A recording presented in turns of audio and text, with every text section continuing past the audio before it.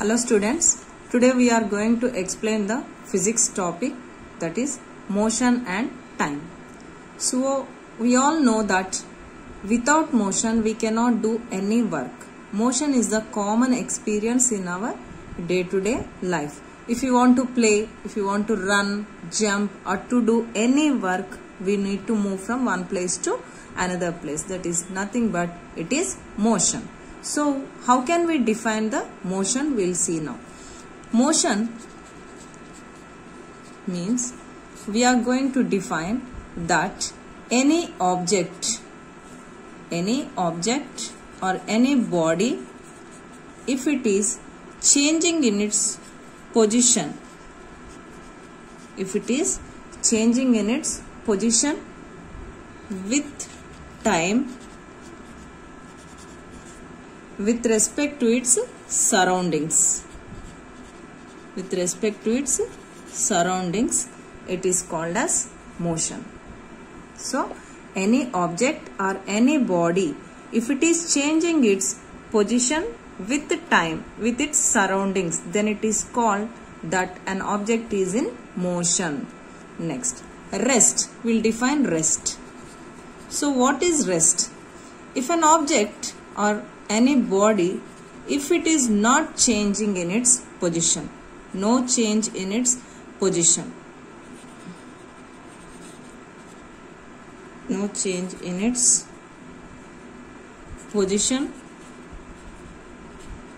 with time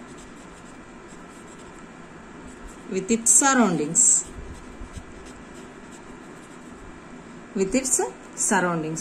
an object is said to be at rest if there is no change in its position with respect to time with the surroundings, then it is at rest. If we see any building or anything which is not moving, which is not changing in its position with time with its surroundings, then it is said to be at rest. Yes.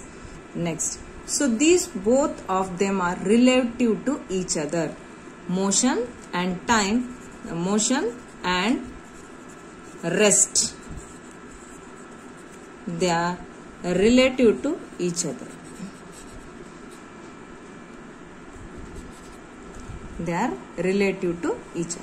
Next we see sometimes the motion means if it is changing in its position with time with its surroundings as we have defined.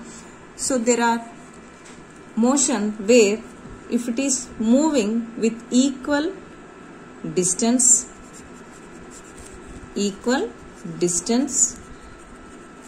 equal intervals of time,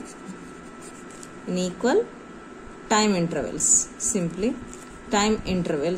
then it is said to be in uniform motion.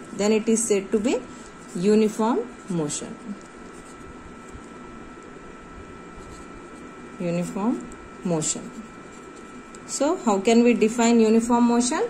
If an object is moving equal distance in equal time intervals, then it is said to be in uniform motion. If an object is moving in unequal distance in equal intervals of time, then it is said to be non-uniform motion. So you can also say unequal distance or equal distance in unequal intervals of time intervals, then it is also non-uniform motion. So we have seen that uniform motion wherein equal distance in equal time intervals, then it is said to be in uniform motion. For example, you can see the fan moving with equal distance in equal time intervals, or also you can see the clock, hands of a clock or watch, wherein it moves equal distance in equal time intervals. Here unequal distance in equal time intervals, for example anything, a human moving from one place to another place, a runner running in a running race, anything which is having unequal distance in equal time intervals or equal distance in unequal time intervals, then it is said to be in non-uniform motion or a moving butterfly. You can give the example of a butterfly wherein it can move haphazardly in unequal distance in equal time intervals. So this manner you can explain uniform and non-uniform motion. Next we will see the different types of motions. Different types of motions we will see now. Different types of motions are here. It is of 3 types of motion we will see. First one is translatory motion, rotatory motion and oscillatory motion. Oscillatory motion. So first one we see translatory motion. Translatory motion means if all the particles while moving they are in the same direction. All the particles in the motion they are moving in the same direction, that is in the straight line. Straight line. So here translatory motion, it is of again 2 types. Rectilinear motion where the particles moving in a straight line in the straight path, and curvilinear motion when it is taking the curved path. Curved path, then it is curvilinear motion. Under translatory motion again they are of rectilinear motion where it is moving in the straight line, and curvilinear when the object is taking the curved path. Next we will see the rotatory motion. Rotatory motion, if all the particles in the motion they are taking the circular path. If they are taking the circular path, then it is called as the rotatory motion. Next, oscillatory motion means here if the particles in motion they are moving to and fro, front and back, top to bottom or sideways also, side to side, top to bottom or up and down and to and fro, front and back, then it is called as oscillatory motion. So here we will give examples.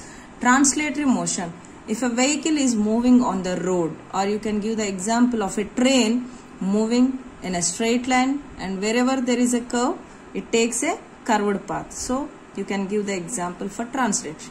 Rotatory motion, an object moving in the circular path, a fan moving in the circular path, and also potter's wheel, it is also moving in the circular path, and wheels of the vehicle also moving in the circular path. And oscillatory motion, here the pendulum is moving in the wall clock, front and back or to and fro, and ringing of the bell also to and fro, and the sieving machine, the needle is moving up and down, and while climbing the staircase also up and down. So all this comes under the examples for oscillatory motion. Next, these are the different types of motions. Next we will see speed, how we are going to calculate the speed. Speed is the distance traveled by any object in a unit time, in the time. So here speed is equal to distance traveled by any object in the given time. So here this way we can calculate the speed. Average speed means total distance traveled by an object by the total time taken. So now we'll see the units for this. Here distance, it is given, the units for distance are meters, and for time it is seconds. So The units for speed are meters per second. Meters per second. So this is the SI unit of speed. SI unit of speed is meters per second. Meters per second. In this way we can calculate the speed of any object or any vehicle. Next we will see the time. Now we will see the units of time. 60 seconds makes up a 1 minute, and 60 minutes makes up a 1 hour, and 24 hours makes a day, 1 day, and 365 days makes up an year, 1 year, and 10 years. 10 years means 1 decade. 10 years makes up a decade, and 10 decades. 10 decades means nothing but 100 years makes up a 1 century, and 10 centuries. 10 centuries makes up a millennium, 1 millennium. So in this way we can know the units of time. Here we should know the basic unit of time. The basic unit of time is second. One more thing, 365 days makes up an year, and every 4 years we are going to have 366 days. So these 366 days, it is called as the leap year. So when a year has, that is in February, every year we will be having 28 days, but in the leap year we are going to have February 29th also. So that year it is called as a leap year. So once in every 4 years we are going to have a leap year. Okay children. Next we should know 2 instruments in this topic, that is speedometer and odometer. Speedometer is used for knowing the speed of an vehicle. Speed of a vehicle can be known with the help of the speedometer. And odometer is, with the help of odometer we can know the distance traveled, the distance covered by the total distance covered by the vehicle. So these 2 instruments, they will be asking with the help of speedometer we can know the speed of a vehicle. With the help of the odometer we can know the distance traveled by the vehicle. And one more question they may be asking, if at all they give the speed in kilometers per hour, if they give the value as in kilometers per hour, and we should convert this into meters per second. So how we can convert? I'll show you one example. With one example, if they have given in the question, for example, 72 kilometers per hour, and convert this into meters per second, then we have to multiply it by 5/18. Then we can get the answer in meters per second. 18 ones, 18 fours. So here answer is 20 meters per second. So here 5/18 is nothing but kilometer. 1 kilometer is equal to 1000.